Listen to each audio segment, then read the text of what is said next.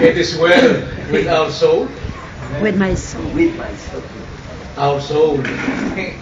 Dahil medyo naghahabol tayo sa ating mga hininga sa pag-awit. Kaya paman, alam natin na hindi ito nakakasagabal sa ating pagsamba ngayong gabi. Nawa, handa natin ang ating puso pagdating sa salita ng Diyos. Ituon natin ang ating isipan at sana makontrol din natin ang ating paligid na sana hindi tayo magpadala ng mga distraction. Nakita na ba kayo ng taong inaalihan ng demonyo? Noong kami sa Pentecostal pa, naghahanap ako ng inaalihan ng demonyo. At nananawagan ako, sino may alam nyo sa inyo dyan na possessed ng demons? At marami akong na-experience, iba-ibang mga klaseng possess. At yan ay totoo. Nangyayari yan. Kahit walang alam sa Biblia, ang mga tao, nangyayari dahil totoo ang demonyo, ito sa Satanas, at totoo ang mga panlililang niya. At alam natin na hindi rin ito itinago o sinikreto ng Diyos sa banal na kasulatan, nakasulat din ito. Dahil ang nakasulat sa Biblia, bagamat ito'y physical, nangyayari, katotohanan, ngunit mayroon itong kahulugan sa ating panahon ngayon. Now, huwag tayong maghanap ng possess. Hindi na kailangan. Dahil nasa ating kalagitnaan ng mga possess. Dahil ang possess sa Bible ng masamang espiritu, lumalarawan ito sa mga taong possess ng kasalanan. Lahat ng tao ay possess ng kasalanan. At kung paano ang Diyos ay kumilos sa banal na kasulatan, paano niya yung pinapagaling, ganun din sa mga tao sa ating kasalukuyan na mga inaalihan ng kasalanan ay tanging Diyos lamang ang makapagliligtas. So hindi natin kailangan hanapin yon. Suriin natin ang sarili anong evil possession meron tayo sa gabing ito. Buksan natin ang ating mga Bible sa Mark chapter 1. Verses 21 hanggang 28, ito'y babasahin natin. At nawa, medyo ituon natin ang ating mga mata, huwag natin ipikit. Hindi tayo na po rito para matulog. Kailangan talagang ihanda natin ang ating puso upang mayroon tayong matutunan at mayroon tayong maisagawa sa ating buhay. Verses 21 to 28. Mark chapter 1, chapter 1, verse 21 to 28. Ganito ang sabi. Nagpunta sila sa Capernaum. Nang araw ng Sabat, kaagad siyang pumasok sa sinagoga at nagturo. Namangha sila sa kanyang aral, sapagkat sila'y tinuturuan niyang tulad sa isang may otoridad at hindi gaya ng mga eskriba. At bigla na lamang sa kanilang sinagoga ay may isang tao na may masamang espiritu. At siya'y sumigaw na nagsasabi, "Anong pakialam mo sa amin, Jesus ng Nazareth? Naparito ka ba upang kami puksain? Alam ko kung sino ka, ang banal ng Diyos." Sinaway sa ni Jesus na nagsasabi, "Tumahimik ka at lumabas ka sa kanya." Nang kanyang mapangisay siya, ang masamang espiritu ay sumigaw ng malakas na tinig at lumabas sa tao. Silang lahat ay namangha at nagtanungan sila sa isa't isa na sinasabi, "Ano ito? Isang bagong aral? May kapangyarihan siyang mag-utos maging sa masasamang espiritu at siya'y kanilang sinusunod?" Agad na kumalat ang balita tungkol sa kanya sa buong palibot ng lupain ng Galilea. Now, alam natin, ang paksa dito, tumutukoy ito sa lalaking may masamang espiritu. Lalaking mayroong masamang espiritu. Ano ito? Anong kahulugan ito sa atin? Anong kailangan nating maobserbahan sa pangyaring ito? Mayroong dalawa tayong obserbahan. Bago lahat, tayo muna ay humingi ng tulong sa Panginoon upang maunawaan natin ang kanyang banal na salita. Tayo muna namin. Panginoon, nagpapasalamat kami sapagkat malaya kaming makapagbubukas ng inyong mga salita na siyang larawan ng aming buhay. Nawa po ilantad ninyo ang aming kalagayan, kaugnay po sa salamin na inyo pong papahayag ngayon tungkol sa buhay ng aming Panginoon na siya po'y nagpagaling dito ng isang taong may masamang espiritu. Ipahayag po ninyo ang totoo naming anyo, ipahayag namin ang totoo naming pangangailangan, at ipakita ninyo ang totoong kapangyarihan ng aming Panginoong Hesus. Upang sa ganoon ang aming pong mga mapag-aaral ngayon ay may ugma rin po sa aming mga buhay. Maraming salamat po. Ito ang aming dalangin sa pangalan ng Panginoong Hesus. Amen. Kung mapapansin natin, ang sabi rito sa verse 21, na ang Panginoon ay nagpunta sa Capernaum. Ang sabi, ng araw ng Sabat. Ang araw ng Sabat dito ay Sabado. Okay? Pero sa mga Kristiyano, ang araw ng Sabado sa mga Hudyo ay inilipat ng Panginoon sa araw ng Linggo sapagkat doon siya nabuhay na maguli. Kaya nung ang Panginoon ay nabuhay na maguli sa araw ng Linggo, kung tinawag yan ay araw ng Panginoon. Kaya nga, Linggo ang ating araw ng Panginoon at hindi Sabado. Ang Sabado, ito yung araw na itinalaga ng Diyos sa lumang tipan na maging araw ng kapahingahan, at ito ang pinagbibigyan o binibigyan ng halaga ng mga Hudyo. Ngunit sa mga Kristiyano, Linggo. Mapapansin natin na nagpunta sila sa Capernaum ng araw ng Sabat.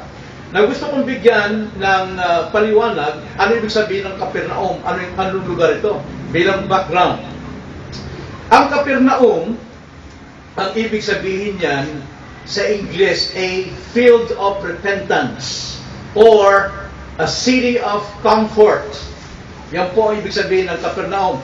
Isang bukirin ng pagsisisi o bayan ng kaaliwan. Bakit po tinawag ito na bayan ng kaaliwan? Sapagkat ang lugar na ito ay napakaganda. Kung nais ng mga tao na magkaroon sila ng kaaliwan, tulad sa atin, noong Christmas nagpunta kami sa Ayala, dahil gusto namin maaliw, nakita namin yung mga lights na talagang nagsasayawan doon sa Ayala, na sumasabay sa tugtog, napakaganda. Kaya yun ay isang lugar ng comfort sa mga tao. Ang Capernaum ay isang bayan ng kaaliwan. Ito isang bayan na mayaman, isang bayang abala. Andyan ang negosyo, andyan lahat ng mga bago, mga moda, mga model, maunlad ang bayang ito at punong-puno ng tao. Ito ay busy city. Para itong New York, o para itong Ayala, para itong Maynila, napaka-busy. Napakaganda ng Capernaum sapagkat ang kanyang pagkakatatag ng bayan na ito ay nasa tabi ng dalampasigan. Kitang-kita yung pagsara ng araw. Kaya ang mga tao roon, makikita rin nyo sa mga palabas, may mga naliligo sa beach na nakahiga roon. The same. Ganitong ang kalagayan dito. Kaya ang mayayaman, naroon sila sa mga bahay nila na mayroong mga terrace at kung sila nagpapahinga, minamasdan nila ang paligid. Napakagandang bayan ito. Komportable ito sa mga tao. Gusto niyo magpakasyon?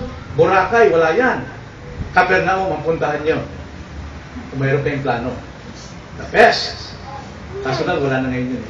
Nawasak na. Pero, dahil ito'y komportableng lugar, lalo pa itong pinaganda sa pamamagitan ng sinagoga. Na ang bayang ito, ang lugar na ito'y maitim, ang kanilang lupa, kaya ang kanilang bahay halos maitim. Ang lahat ng klase ng bahay maitim, pinipinturahan nila ito ng maputi, kaya ito ay lumiliwanag. Pero ang mga sinagoga naman, ay lalong nagpaganda sa bayan dahil ang sinagoga rito, ay talagang tinayo na napakaganda. Ginawa ito sa mga bato na malalaking tabas ng bato na kulay puti. Ito ay mula sa batong, kung tawagin yan ay mga tisa na ang lalaki ng bloke. Talagang hindi kayang buhati ng 10 tao ang isang bloke. Pero yun, ang inilalagay. Kaya ito yung nagpapaganda sa paligid dahil puting-puti ang sinagoga. Now, ano naman ang ibig sabihin ng sinagoga? Ang sinagoga, ito ay naitatag noong ang Israel, sila ay mabihag sa Babylonia. Ang bayang Israel ay na-captured ng Babylon sa pangunguna ni Nebuchadnezzar. At sila'y nalayo sa bayan ng Hudyo, kaya sila'y nalayo sa kanilang templo, sagrado ang templo ng mga Hudyo. At namimiss nila ang templong yon. At dahil namimiss nila, sa bawat lugar na kanilang kinalalagyan sa bayan ng Babylonia, saan silang baryo o village na roon, ang mga leader ng Hudyo nagtipon-tipon upang gumawa ng synagogue. Ibig sabihin niya sa atin, local church. No?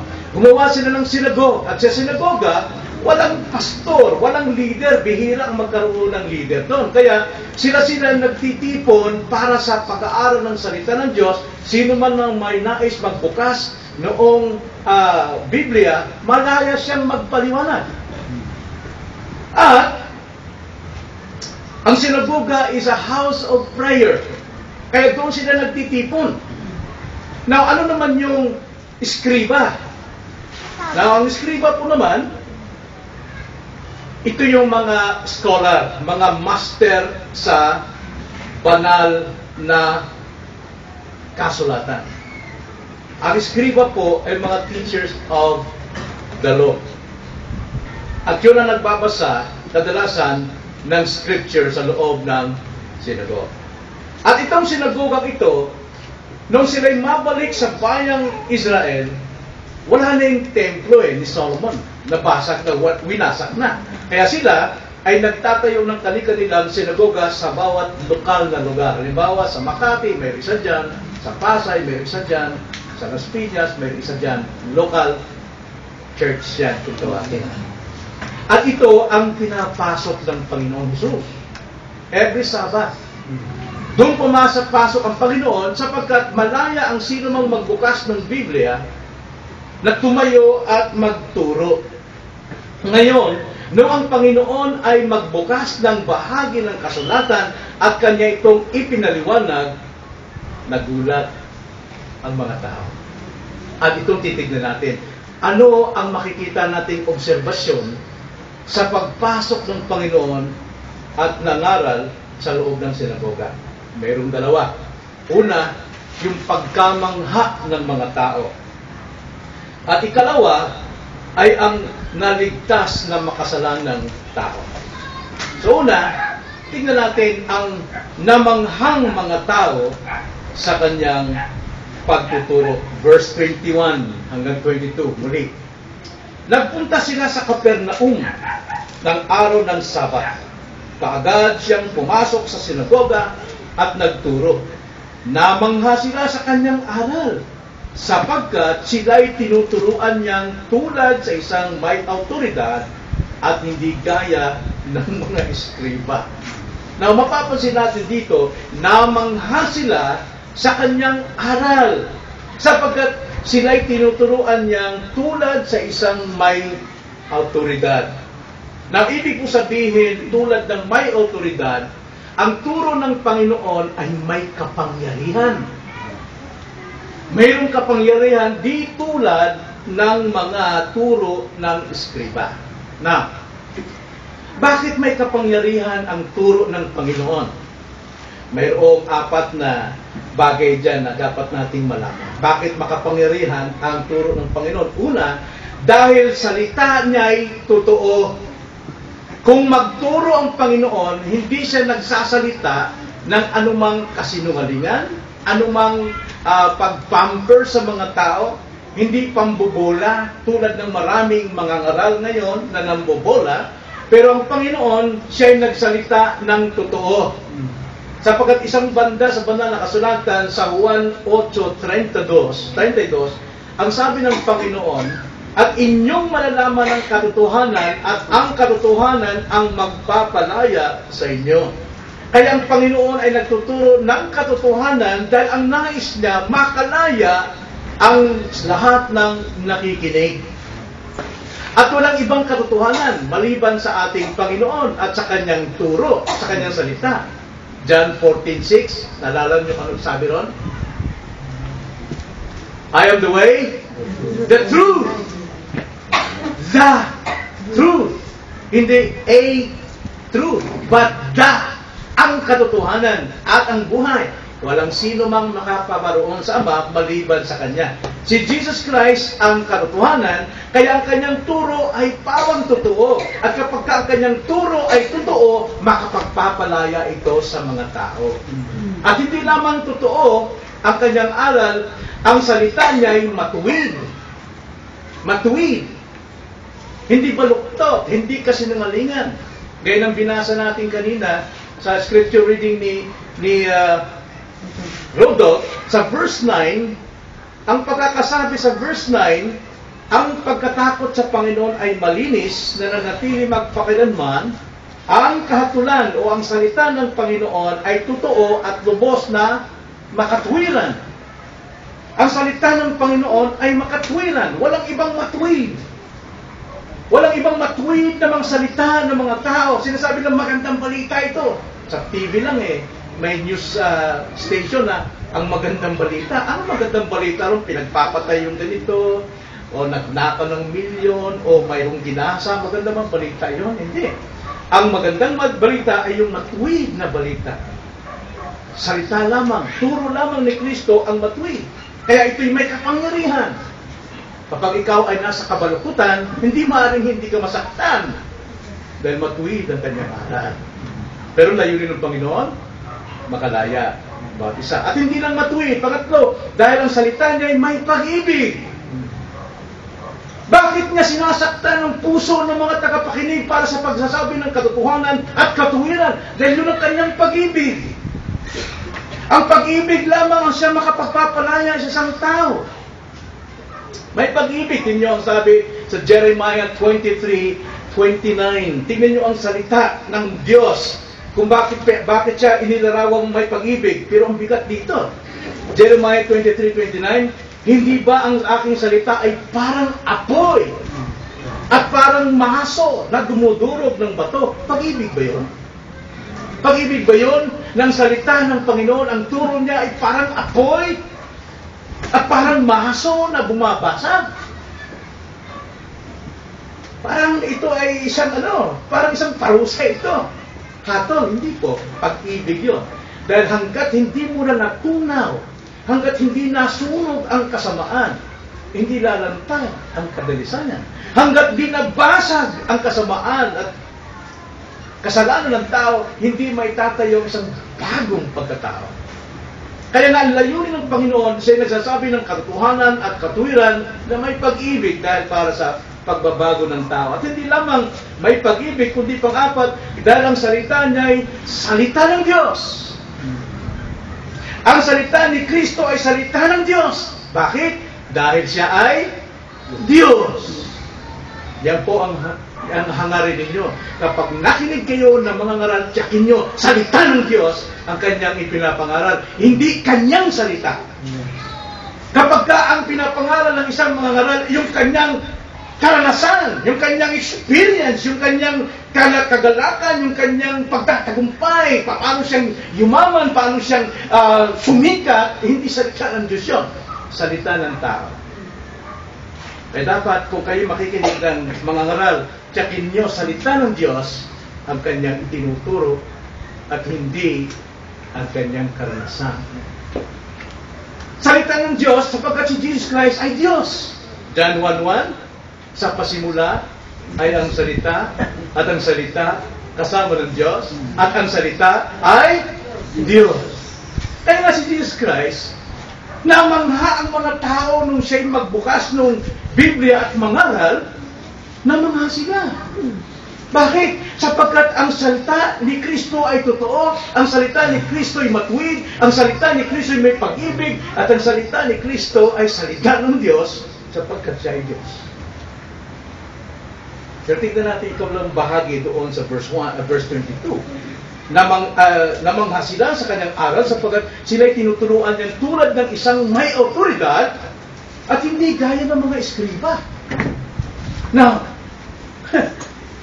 hindi gaya ng mga eskriba. Ano bang eskriba? Ang eskriba ay mga dalubhasa sa kautusan. Lumabas ang pangalang eskriba noong ang mga Hudyo mula sa pagkatapon sa Babylonia ay pinauwi ng Diyos sa kanyang kapangyarihan, sa kanyang himala, nakapanumbalik ang mga alipin doon. Remnant na lang, konti na lang, sapagkat mayroon ng gustong nanirahan doon, nag-citizenship na sa Babylonia, dahil ang yaman kasi ng Babylonia. Di baling alipin sila, basta mag-citizenship sila. Kaya, konti na lang yung nauwi. Ngayon, pagdating ng mga Israelita, pagdating nila sa kanilang bayan, may problema. Bakit? Kasi yung mga umuwi, may ilang lolo na lang, 70 years kasi silang naalipin doon. Patay na yung mga unang henerasyon. Ang ikalawang henerasyon at ikatlo, ang siyang umuwi, walang alam sa salitang Hebreyo. Ang alam nila, ibang salita ng Babylonia. Ngayon, lumabas itong si Ezra. Kilala si Ezra, di ba? Siya yung kauna-unahang eskriba. At the same time, he's also the priest. Ang priest. At si Ezra, marami siyang mga kasamang mga scholars sa Hebrew. Kaya sila yung nagpapaliwanag sa Biblia na Hebrew para ipaliwanag sa salita ng mga taong kanilang dala mula salita sa Babylonia. At ito ang tungkulin ng mga eskriba. Naglalaan sila ng panahon, naglalaan sila ng oras, naglalaan sila ng kanilang sariling panahon at para sa kapakanan noong mga taong makikinig sa kanila ng kanilang pangangaral ng salita ng Diyos na Hebrew. So ito si Ezra, ang tungkulin niya, mag-aral na mag-aral, mag-aral na mag-aral, pag-aralan yung Hebreyo, at kanila itong itatranslate sa salitang galing sa Babylonia. Kaya yun ang tungkulin ng mga eskriba, mga scholar ito. Pero noong tumagal hanggang sa namatay si Ezra, itong mga eskriba na tinuruan ni Ezra, nagbago ang kanilang ginagawa. Naging trabaho na nila ang mag-interpret at magdagdag ng paliwanag sa salita ng Diyos na Hebreyo. Dinagdagan nila o nagpapabigat ngayon. Hanggang sa pagdating ng Panginoon, yon ang ugali ng mga eskriba ngayon, panghanap buhay nila yon, para sila ay kilalanin, bantog sila, at sundin sila kung ano man ang interpretasyon nila, dahil ang kanilang interpretasyon ay ayon sa interpretasyon ng totoong mga Hebreyo. Totoong eskriba.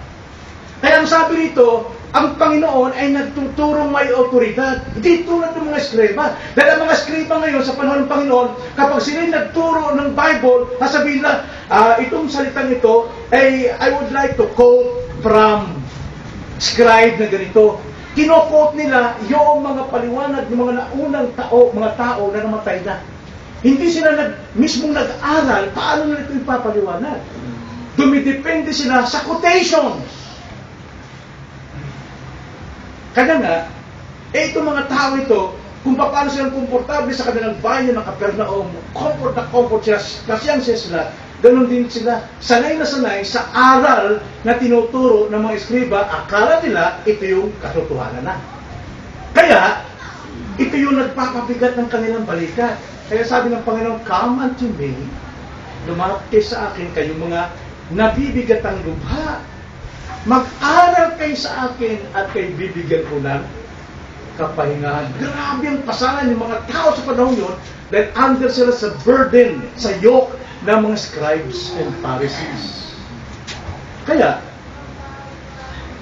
nung panahon ni Jesus Christ, dito, kaiba ang turo ni Jesus. Sabi nila, anong klaseng aral ito? Parang tila aral ng Diyos. Nagulat sila, no? Tila aral doon ng Diyos. Sabi ng Espiritu, namangha sila sa kanyang aral sapagkat sila'y tinuturuan niyang tulad sa isang may otoridad at hindi gaya ng mga eskriba. Isang bagay lang, papaalala ko sa inyo. Saan man kayo magpunta? Maaaring ma-abroad kayo kung saan sa kayo punta. Maghanap kayo ng mga ngaral na itinuturo ay ang salita ng Diyos at hindi pawang salita ng tao. Hindi salita ng tao. Tingnan niyo ang iba pang sinasabi, ang sabi ni Mateo, yung pagkamangha nito mga tao ito, mga scholar, makagaling na tao. Matthew 7:29. Ganito yung sabi ng iba, sapagkat nagturo siya sa kanila na tulad sa may otoridad at di gaya ng kanilang mga eskriba. Talagang tinangkin nila kanilang mga eskriba. Luke chapter 4:32, sila'y namangha sa kanyang pagtuturo sapagkat ang kanyang salita ay may kapangyarihan. Ang salita ni Kristo ay may kapangyarihan. Pero huwag tayong magtapos doon. Gusto kong tignan ninyo ito. Namangha sila, itong mga taong ito. Humanga sila, ibig sabihin. Humanga, tinamaan sila, talaga namang nangusap sa kanila, pero ni isa sa kanila, walang nabago. Walang nabago. 27-28, maktaw tayo. Ang sabi ni Marcos, silang lahat ay namangha at nagtanungan sila sa isa't isa na sinasabi, ano ito? Isang bagong aral. May kapangyarihan siyang mag-utos maging sa masamang espiritu at siya'y kanilang sinusunod. Hino mo, ano ito? Pati mga masamang espiritu sumusunod sa kanya. Pero walang sinabi at sila ay nasaktan o sila ay na-convict. Pero anong ginawa? Binalita nila ang kapangyarihan ito. Verse 28, agad na kumalat ang balita tungkol sa kanya sa buong palibot ng lupain ng Galilea, pero hindi na-mention na itong mga taong humanga sa kanya, namangha sa kanya, ay nagbago. Walang nagbago. Dahil sa pagkamangha, sila'y nagtanungan sa isa't isa. Nakita mo yun? Noon kasi aral na, no? Hindi tulad ni Scriba Hillel. Hindi tulad ni Scriba ni ganito. Ang sabi ni Spurgeon, ganito eh. Ang sabi ni Lloydas, ganito. Pero ibang klase ito si Rodolfo magturo. May ibang klase ito si Bernard. May kapangyarihan na antig ako. Pero hindi ko pa inulaan yan. Sino ba yan? Mga kumukuha na ng product yan eh. Tsaka ito, karpentero lang yan eh. Si Rudolph. Samantalang si Scriba Hillel. Talagang si Spurgeon. Hero yun eh. Right? Sanay sila sa mga magagaling na aral. Mahuhusay na aral. Pero ang narinig nilang aral ay quotation.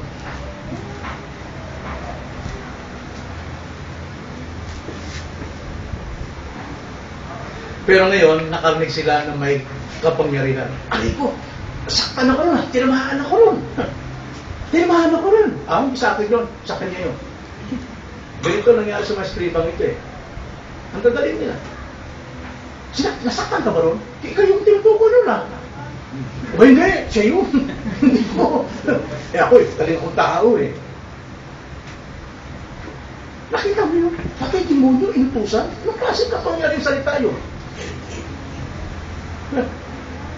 Ano nakita natin? Bulag sila sa katotohanan. Hindi nila nakita kung ano yung layunin ng Panginoon. Bakit siya nagturo na may kapangyarihan at bakit niya inutusan ang masamang espiritu na naghahari sa taong yun. Hindi nga makita yun eh. Ang nakita nila, himala. Himala. Himala. Pero bulag sila sa katotohanan na ang salita ni Kristo may kapangyarihang magligtas ng sino bang makasalanan na makapagbabago kahit inalihan ng demonyo. Pero hindi na nakita yun. Dahil ang tingin nila, matuwid sila. Well, kung ganyan ang kalagayan mo sarili mo na ikaw ay hindi ka naman masama tulad ng iba, mas masama sila, wala ka talagang pagkakataong maligtas sapagkat hindi ka angkin sa salita ni Kristo. Dahil ang hinahanap mo lang, paghaga sa galing, ang galing niya talaga mag-illustrate, ang galing niya magsalita. hindi ko pwede yun. Panlabas lamang ang hangad ng mga taong ito sa pagdadalo sa sinutukan. Panlabas na anyo lamang ang kanilang pagsamba. Bagamat alam nila yung kapangyarihan ng otoridad ng salita ni Kristo, pero baliwala ito sa kanila. Ayaw nilang pansinin ito. Tingnan nyo ang sabi sa ikalawang Timoteo. Pakibasa nga ang ikalawang Timoteo, Kabanatang 3, versikulo 5, sa mga taong hindi pumapansin na sila'y pinakausap ng Diyos. Pakibasa. Verse 5. Na may anyo ng kabanalan, ngunit tinatanggihan ang kapangyarihan nito, lumayo ka rin naman sa mga ito.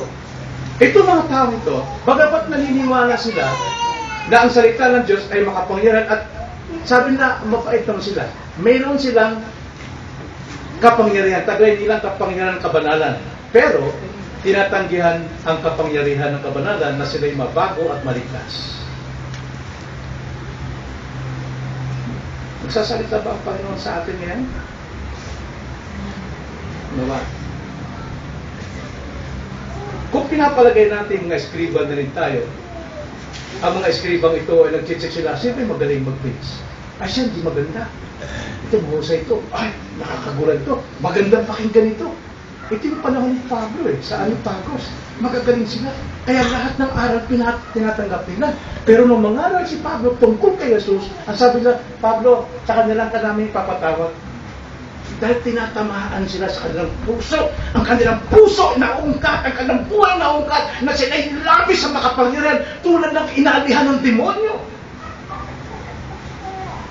Pero, ayaw nilang aminin mo. Nabalikan natin yung taong inalihan ng demonyo. Verse 23.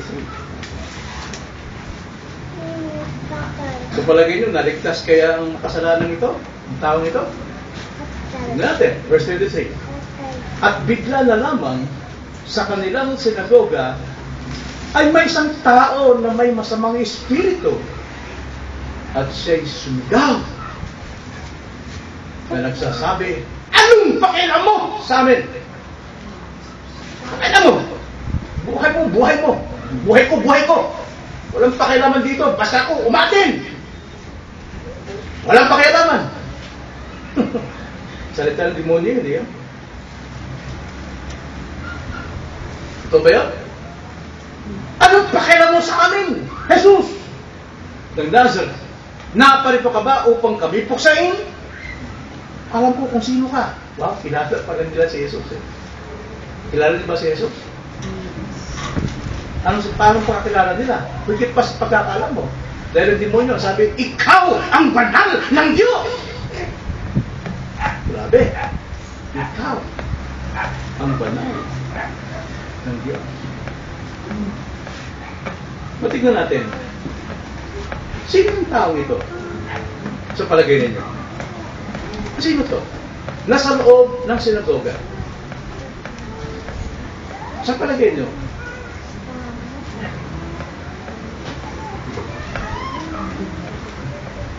Natural. Mga relihiyoso rin ito. Mga dumadalo. Nandyan, per linggo. At yung sabat. Hindi ma-upset siya. At maaaring eskriba rin siya. O di kaya maaaring ordinaryong tao lang siya, hindi siya napapansin. Pero hindi pinalanganan. Dahil bakit? Baka mapahiya yung mga eskriba, buti pa yung isang ordinaryo, ito manggap na siya yung makasalanan. O di kaya naman, kung eskriba yun, nakakaya lalo sa kanila, na isang eskriba, sumuko sa Panginoon. Kaya, hindi pinalanganan. Ito, bakit? Para sa atin lahat ito. Para sa atin lahat ito. Ikaw ang tinutukoy dito. Saan galing? Saan galing? Galing ba sa labas? Hindi.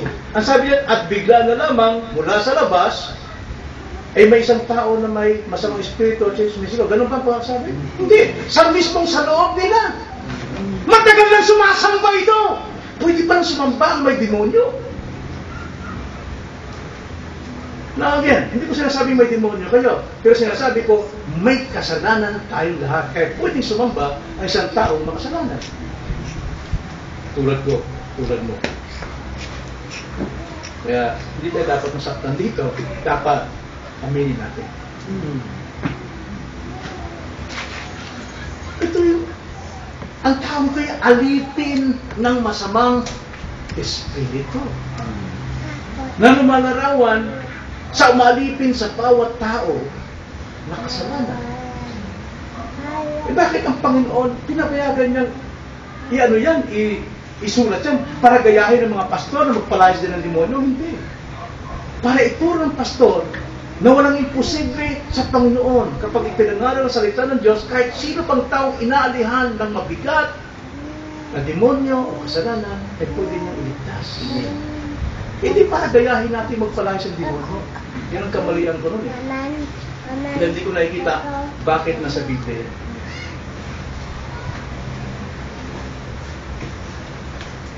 Sumasamba din. Every Sabbath day. Siguro hindi ko lagi nalilate. One time ito siguro. Eh kung yan hindi nalilate, eh may demonyo pa, di lalo pa yung mga ayoko sabihin nun. Marahil nagpupuro ito ng kautusan, tumatayo ito. At kinukot niya rin ang mga dakilang scribes. Anybody can do that. Pwede kahit sino eh. Basta't meron kang listahan ng mga quotations, pwede kayo.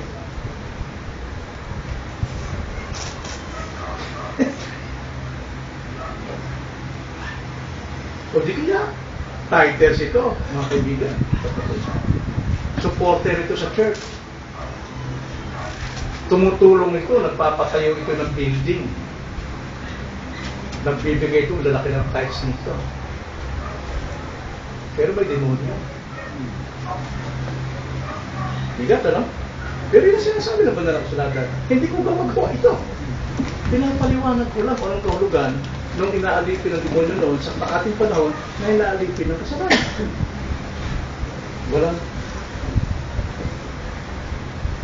Pero sa lahat ng mga dumalo, siguro nasa mga 100 yung bawat sinagot yan.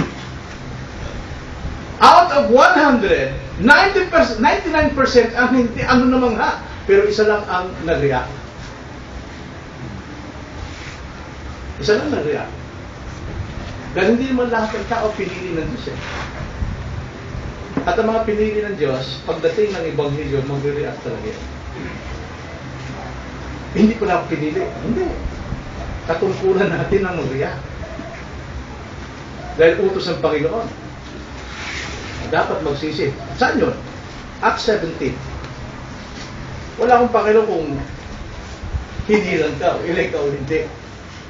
Pero pagka itinuro na ang salita ng Diyos, kaya sinabi sa Luke chapter 24, na ipangaral ang Ebanghelyo sa lahat ng tao.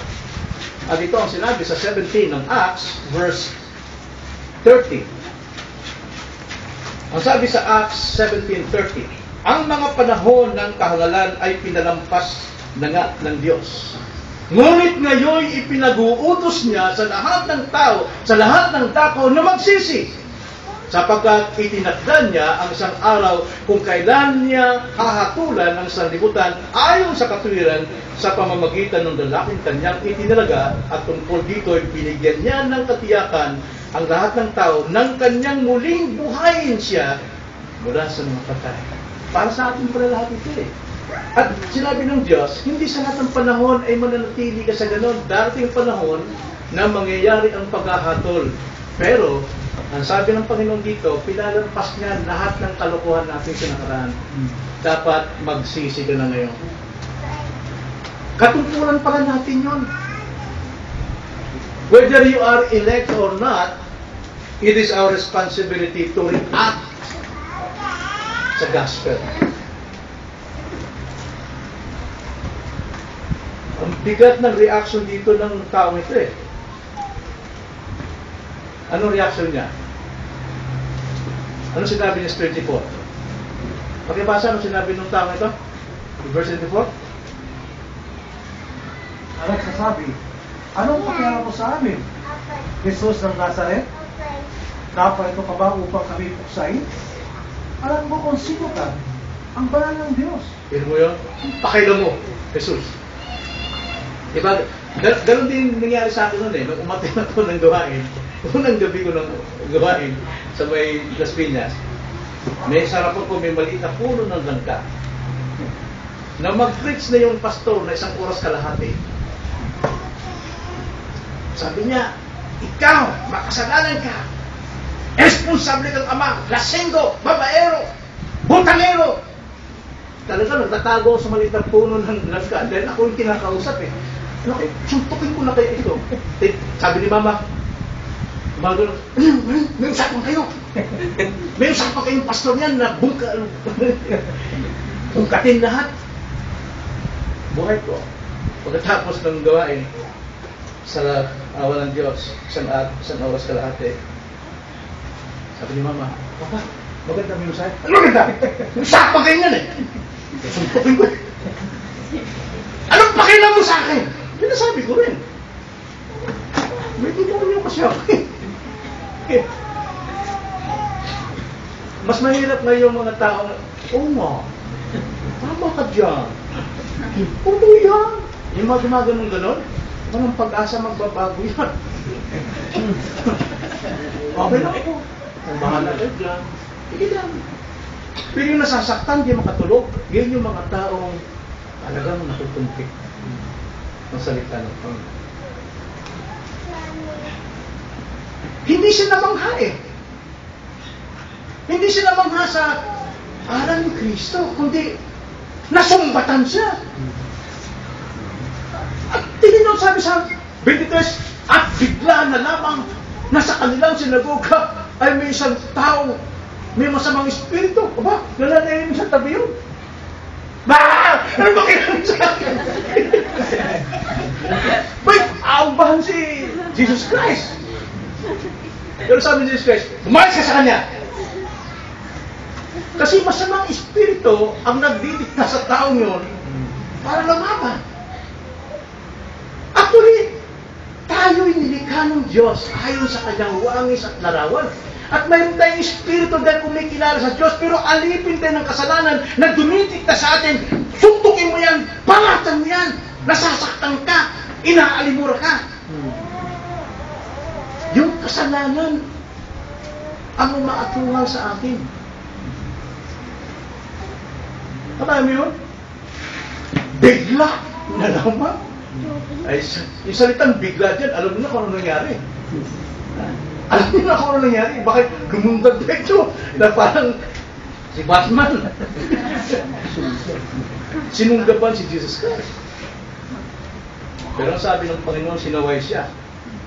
Tumahimik ka at lumabas ka sa Kanya. Yun ang layunin ng Panginoon. Yun ang layunin ng Panginoon na isang taong alipin ng masamang espiritu ay patahimikin at palabasin yung umaalipin sa Kanya ng matagal na panahon. Yung umaalipin sa tao ito na masamang espiritu, ito yung binabangga siya sa mga kahoy, pinagulong-gulong siya, pagkatuloy ng dagat, nilulubog siya, pilit siyang patayin, at kapag may nakita na sisiga, nilulubog siya sa apoy, gusto siyang sirain. Ganon din tayo eh. Kapag may tukso, binayakap tayo ron, lumulubog tayo sa tukso, hanggang tayo magkasala para masisyahan. Gayon ang utos ng kasalanan, hindi ka pa nahihirapan dyan.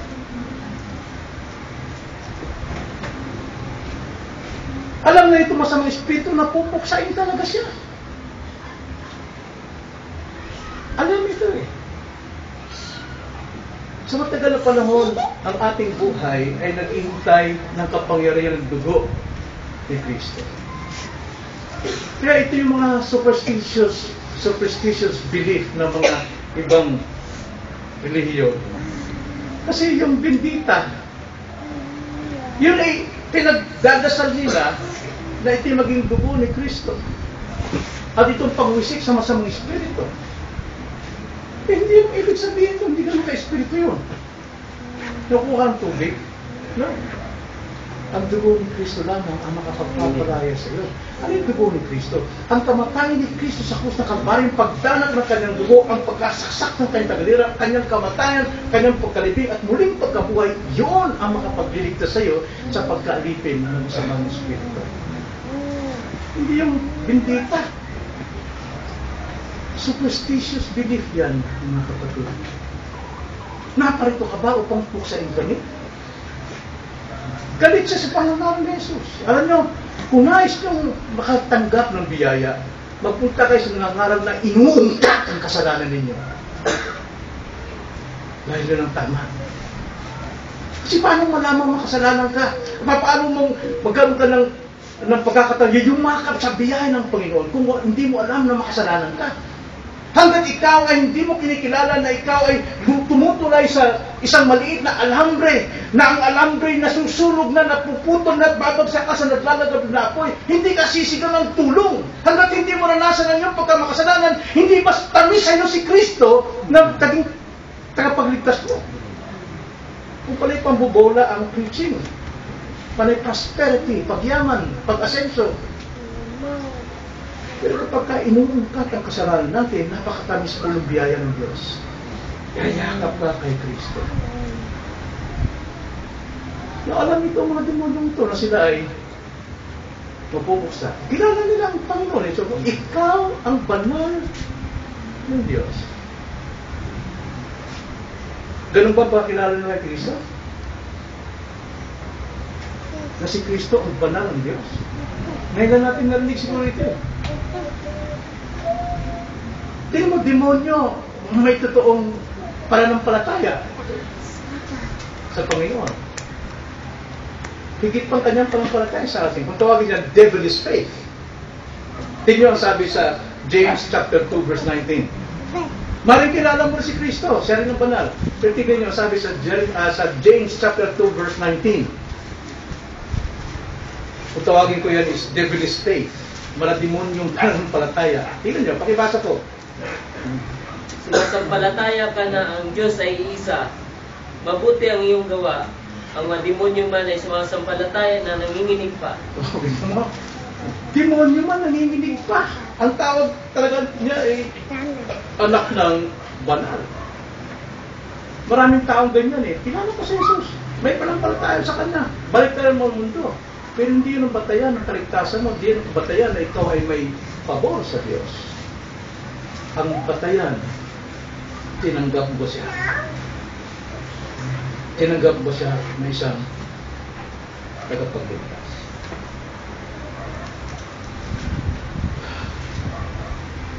Ano pong aral lang?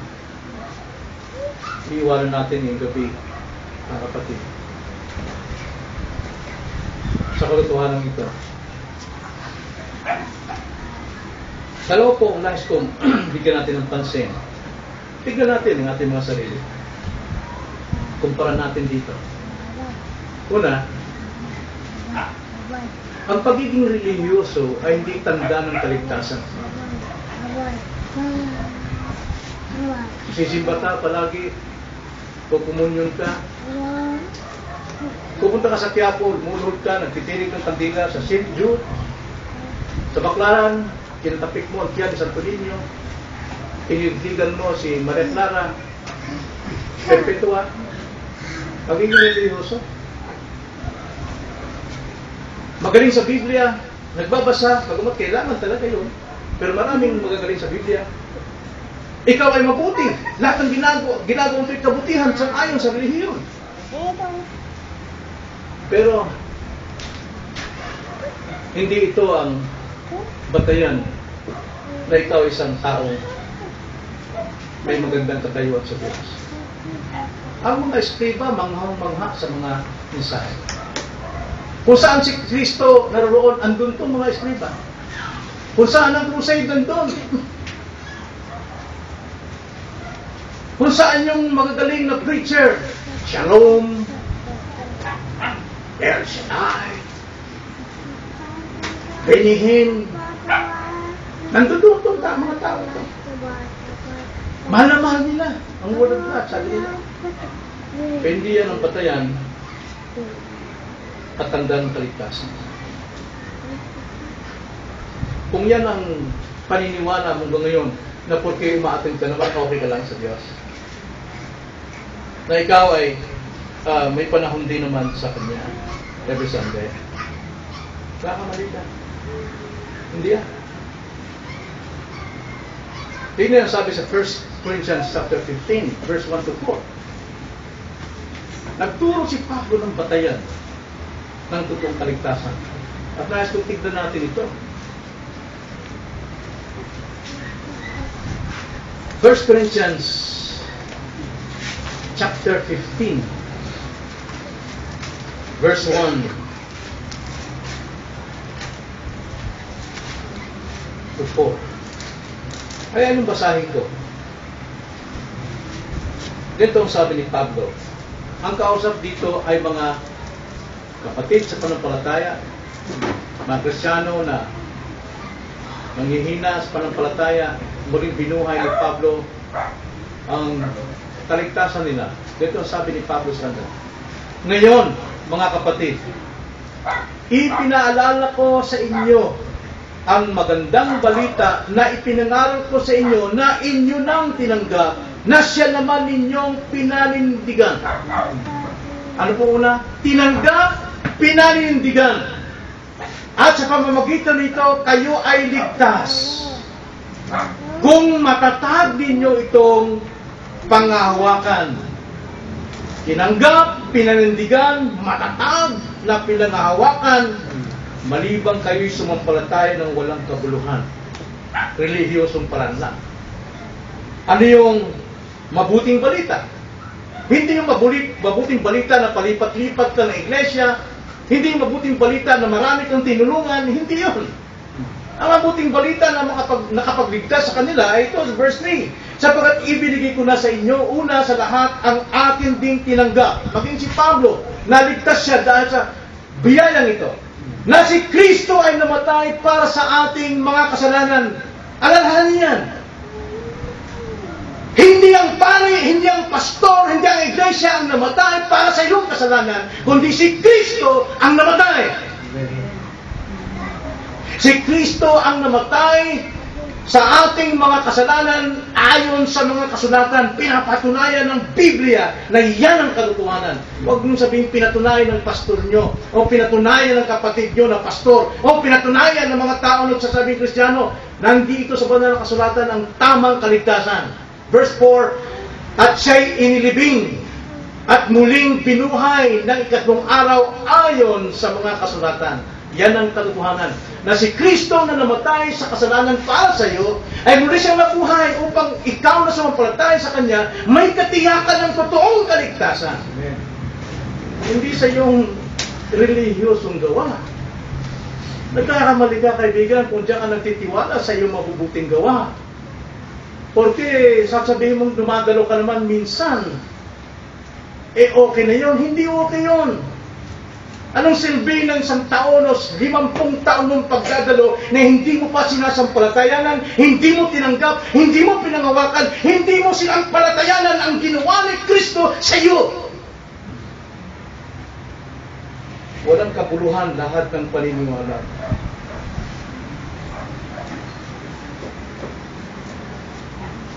Kaya ang totoong naligtas, mayroong totoong tanda. 2 Corinthians chapter 5, verse 17. Ang sabi sa 2 Corinthians chapter 5, verse 17, kaya kung ang sino man ay na kay Kristo, siya'y bagong nilalang. Ang mga lumang bagay ay lumipas na. Tignan ninyo, ang lahat ay naging bago. Or nagiging bago sa araw-araw. So, huwag kayo magtiwala sa inyong mabuti naman ako eh. Nakakati naman ako. Nagpipray din ako sa Diyos. Anong pinagpipray mo? Na magkaroon kayo ng tinapay, magkaroon kayo ng kita, magkaroon kayo ng pera, nabalikan kayo ng iyong asawa? Nagagawa yan kahit nang may taong may demonyo. Salvation is a serious matter. Ito yung binibigay sa atin. Kaya nung binasa natin kaya Acts 17 verse 30, pinalampas na ng Diyos ang ating mga kahangalan. na dapat ngayon tayo magsisi. Dahil nakatakda ang pagkakatod. Then ikalawa, na dapat nating bigyan ng tuon ang pagkamangha sa mga aral ng kasulatan ay hindi batayan na mayroon kang pabor sa Diyos. Talagang kinausap ko po yun. Kaya nga, salamat nakadalo ko ngayon. Dahil kung hindi nakadalo ngayon, hindi ko sana matanggap ang mensahe. Hindi nangangahulugan tama na ang posisyon mo sa Diyos. Hindi sapat yun. Hindi sapat yun. Yun ang kalagayan ng mga eskriba, ng mga galing sa kasulatan. Kausayan ng pangangaral ko, ang pagdaling pastor ko, talagang pagka siya nagsasalita, naungkat lahat yung ano ko silbi yan. Ang kausayan ng pangangaral at pagmangha nito ay hindi biyayang makapagliligtas sa iyo. Nananatili pa rin ang sinasabi sa banal na kasulatan sa 1 Corinthians chapter 1 verse 21, through the foolishness of preaching, God saves. Hindi sa magitan ng pagkamangha sa magagaling na mga ngaral. Kahit yung pinakamahinang mga ngaral, kapag itinuro ang salita ng Diyos, tulad ng kay Kristo, na salita ng Diyos at hindi salita ng tao, nagliligtas ang Diyos. Hindi sa kausayan ng mga tao. Maaring nakonvict ka, maaring nagdala ka dun sa damdamin ng mga ngaral, at ikaw ay nagpansamantala ng bago. Not necessarily you are saved. Sapagkat yamang sa karunungan ng Diyos ay hindi nakilala ng sanlibutan ang Diyos sa pamamagitan ng karunungan ng tao. Kinalugdan ng Diyos na iligtas ang mga sumasampalataya sa pamamagitan ng kahangalan ng pangangaral. Doon nagliligtas ang Diyos. Hindi doon sa magagaling, mahuhusay mangaral. Kailangan natin na may mahuhusay magturo, lalo na sa mga Kristyano, para lumago sila. Pero when it comes to your salvation, hindi doon sa galing, kundi doon sa ebanghelyong natatanggap mo. Kaligtasan ay biyaya ng Diyos sa mga sumasampalataya kay Kristo at sa kanyang tapos na gawa sa krus. Doon ang kaligtasan. Hindi doon sa husay, hindi doon sa pagkamangha. Anong silbi ng namangha ka, tapos pabalik-balik ka pa rin sa kasalanan mo, andyan ka pa rin, hindi ka, walang power yung kabanalang alam mo, tinatalikuran mo kapangyarihan ng Ebanghelyo. Dapat humakbang ka ng isang hakbang palayo sa kasalanan. Yun ang repentance. Ituwid mo ang buhay mo ngayon na ngayon ikaw ay nasa salita ng Diyos. Simulan mo ituwid. Natatakot ka baka ano mangyari sa iyo dahil ikaw na lang? No. Mas nakakatakot kung ikaw na lang wala ka ng pag-asa. Mas naisip mong ikaw na lang na kasama mo ang Panginoon na siyang tagapagligtas. Yun ang pinaka-mahalaga. Kaya ang tanong, balik natin sa ating title, ang taong mayroong masamang spirito. Ibig sabihin, ang taong mayroong kasalanan. Maraming ibang ikaw ay narihan ng kasalanan. Din sa iyo, ang misahin ito. Sa atin. Tayo na lang. Panginoon, salamat po sa inyong mga salita. Tunay na wala pong makapagtutuwid ng aming sarili sapagkat ang mga salita ninyo ay buhay at tulad ng tabak na magkabilay talim. Pinapasok nito maging sa pinaghiwalayan ng aming utak at kaluluwa, Panginoon, upang ilantad ang aming pagkakasalanan. Upang kami saktan sapagkat tanging ang tabak na lamang din ang siya makapagpapagaling sa amin. Nawa, pagbungahin po ninyo, Lord, ang inyong mga salita na natanggap ng inyong mga tao ngayong gabi. Kung aming dalangin sa pangalan ng Panginoon Jesus.